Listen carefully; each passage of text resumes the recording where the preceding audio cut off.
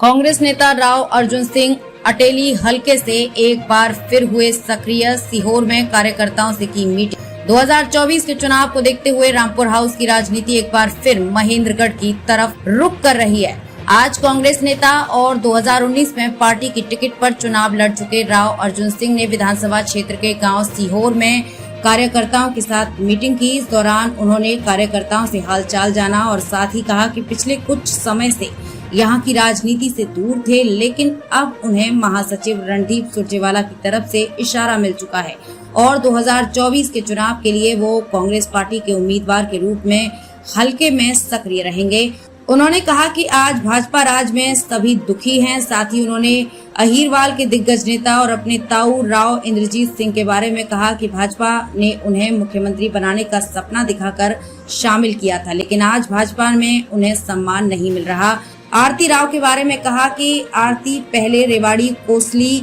बादशाहपुर, नारनौल, अटेली और महेंद्रगढ़ सभी विधानसभा क्षेत्र में दौरा कर चुकी है, लेकिन उन्होंने अभी कहीं से टिकट नहीं मिलती नजर आ रही है। साथ ही कहा कि यदि आरती राव को टिकट मिलती है तो वो इसका स्वागत करते हैं। राव इंद्रजीत सिंह के बारे में बात करते हुए कार्यकर्ताओं को कहा, सभी की रिटायरमेंट की एक उम्र होती है और नेताजी अब उसके नजदीक हैं और आरती राव को टिकट मिलती नजर नहीं आ रही है, इसलिए नेताजी का आशीर्वाद भी उन्हीं के साथ रहेगा। अर्जुन राव ने कहा कि पिछले कुछ समय से वो कोसली विधानसभा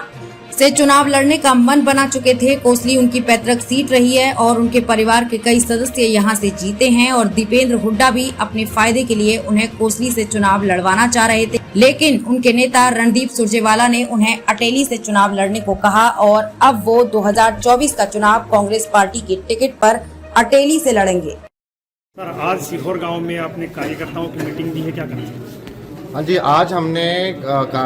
सीहोर गांव में कार्यकर्ता सम्मेलन इसलिए बुलाया है क्योंकि हम 2 साल से हम साइलेंट बैठे हुए हैं और आपके बदलते राजनीति समीकरण को हम देख रहे हैं, समझ रहे हैं, पढ़ रहे थे और अब समय उचित है, टाइम आ गया है कि हम फील्ड में निकले और इसीलिए हमने कार्यकर्ताओं को बुलाया है सबको एक्टिव करने के लिए कि जो भी सुख दुख की खबर हो, मुद्दे हो, काम हो, आप हमें बताइए, याद करिए और हमें फील्ड में रखिए। 1 साल बच रहा है इलेक्शनों के लिए और अब हम फील्ड में हमने छलांग मार दी है। पिछले कुछ दिनों से आपके कोसली विधानसभा से चुनाव लड़ने की चर्चाएं थी, आपने भी एक कार्यक्रम किया था वहां और आप फिर अटेली के अंदर, तो अब आपका जो है अटेली से चुनाव लड़ने का पूरा प्लान कर चुके हैं? हाँ जी, हाँ, कांग्रेस हाईकमांड से बातचीत चल रही थी और वो भी इच्छुक थे कि हम कोसली विधानसभा से आ जाएं इलेक्शन लड़ने के लिए, क्योंकि वो हमारी पैतृक सीट रही है। वहाँ से राव वीरेंद्र सिंह भी विधायक रह चुके हैं, राव इंद्रजीत सिंह भी जी, राव यादवेंद्र सिंह भी जी, और वो उनकी यही सोच थी कि वो बहुत बड़ी सेफ सीट है और अगर वो संभल जाए तो हमारे दीपेंद्र हुड्डा जी भी सांसद का इलेक्शन जीत जाएंगे, क्योंकि आपको याद होगा कि दोनों बार जब वो इलेक्शन अपना एमपी के हारे थे तो कोसली तक तो बहुत बड़ी लीड लेके आए थे, 90,000 की लीड, और फिर वो कोसली आके 5,000 वोट से हार गए। तो ये उनकी सोच थी, पर हमने जाके फिर अपने महासचिव जी सुरजेवाला जी से बात करी, अखिल भारतीय कांग्रेस कमेटी के लोग चले। हाँ जी, अब देखिए, अब नेताजी की अब उम्र काफी हो गई और जैसे अब सुनील गावस्कर जी हैं, उनको भी तो कभी रिटायरमेंट लेनी थी ना, तो अब नेताजी को भी रिटायरमेंट लेनी पड़ेगी, तो आशीर्वाद तो फिर देना पड़ेगा, हमें लेना पड़ेगा उनसे। आरती राव भी लगातार महेंद्रगढ़ जिले में सक्रिय हैं,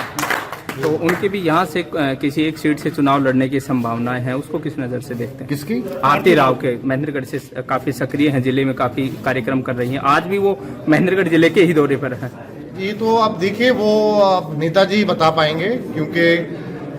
मेरी नॉलेज में 2 महीने पहले जब मैं विदेश नहीं गया था, अभी विदेश से आया हूँ, वापस 2 महीने रह के आया हूँ, उससे पहले तो रेवाड़ी से उन्होंने फाइनल कर दी थी, एक रेवाड़ी में सभा करी थी और वहां से अपनी सीट फाइनल कर दी थी, और उससे पहले उन्होंने कोसली से भी अनाउंसमेंट कर दी थी और उससे पहले बादशाहपुर से भी अनाउंसमेंट कर दी थी, थोड़े दिन पहले नारनौल में अनाउंस करी थी, फिर वो ओपी यादव मंत्री जी ने फिर उसको कैंसिल कर दिया, अटेली में भी करी थी, तो वो जगह ढूंढ रही है अभी, तो उनको मेहनत करनी पड़ेगी और अगर बीजेपी कहीं से टिकट देती है तो ठीक है, हम उनका समर्थन करेंगे। ठीक है, थैंक यू।